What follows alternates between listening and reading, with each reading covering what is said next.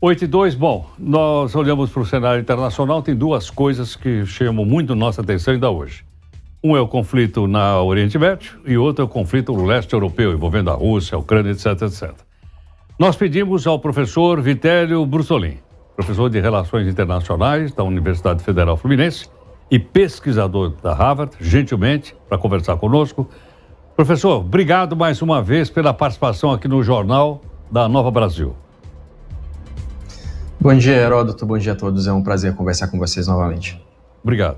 Professor Vitélio, o que a gente pode esperar, então, desse conflito entre a Ucrânia e a Rússia no leste europeu?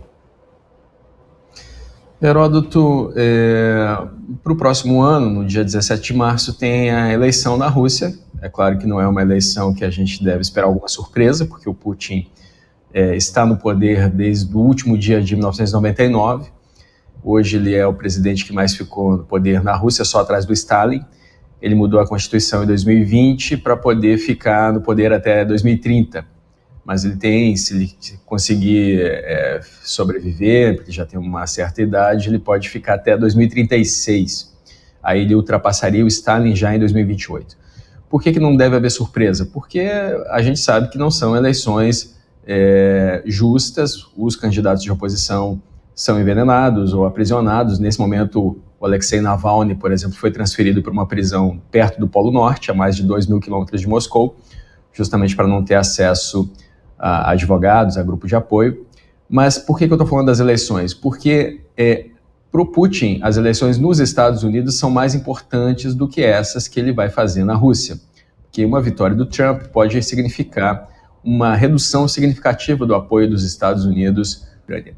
E nesse cenário a gente tem a União Europeia já garantido 50 bilhões de euros, que garantiu na última semana para a Ucrânia, a despeito da má vontade da Hungria, que é uma aliada da Rússia. A União Europeia, então, não pode esperar que a Rússia continue avançando em direção à Europa, porque claramente o Putin não deve parar na Ucrânia. Existe a intenção declarada da Rússia de também tomar a Moldávia, a Geórgia e Belarus até 2030, que inclusive é um aliado, né, o Lukashenko aliado do Putin. Então a União Europeia está garantindo 50 bilhões de euros e se a Hungria não concordar, devem ser feitos repasses bilaterais dos países da União Europeia para a Ucrânia, ou seja, contornando a União Europeia. Esse cenário eleitoral influencia diretamente na guerra por conta dos recursos, porque o Biden tenta passar um pacote de 105 bilhões de dólares nesse momento. E esse pacote tem 61 bilhões para a Ucrânia, mas também tem 14 bilhões para Israel, tem 7 bilhões para conter a China na região do Ásia-Pacífico e também tem uma previsão de 13 bilhões para a fronteira sul dos Estados Unidos com o México. Os republicanos bloqueiam essa ajuda militar. Hoje os Estados Unidos enviaram 250 milhões de dólares para a Ucrânia, é uma quantia significativamente pequena comparada com o que foi repassado até então, mas esses recursos serão cruciais para que a Ucrânia continue se defendendo no ano que vem, Heródoto. Ok, professor, vamos estar de olho então nas eleições. Professor Vitélio, e quanto à região do Oriente Médio? Há perspectiva de paz a curto prazo? Não há? Para onde está indo esse conflito? Ele pode se espalhar? Haja vista que hoje já falamos aqui de vários ataques do Hamas, do Hezbollah, do norte de Israel. Para onde pode isso?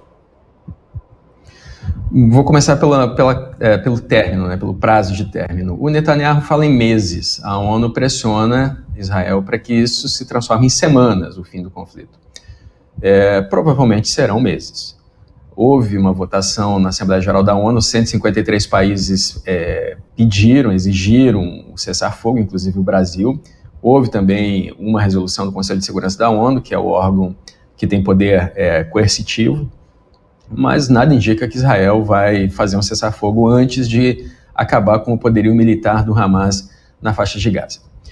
O conflito na faixa de Gaza está conectado com a guerra na Ucrânia, Heródoto.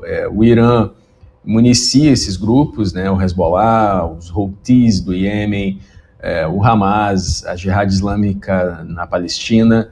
O Irã financia esses grupos, dá dinheiro para esses grupos e utiliza o terrorismo como instrumento de política externa, ou seja, um Estado soberano que utiliza o terrorismo como instrumento para eliminar Israel. Inclusive, o Irã comemorou abertamente os ataques do Hamas a Israel no dia 7 de outubro.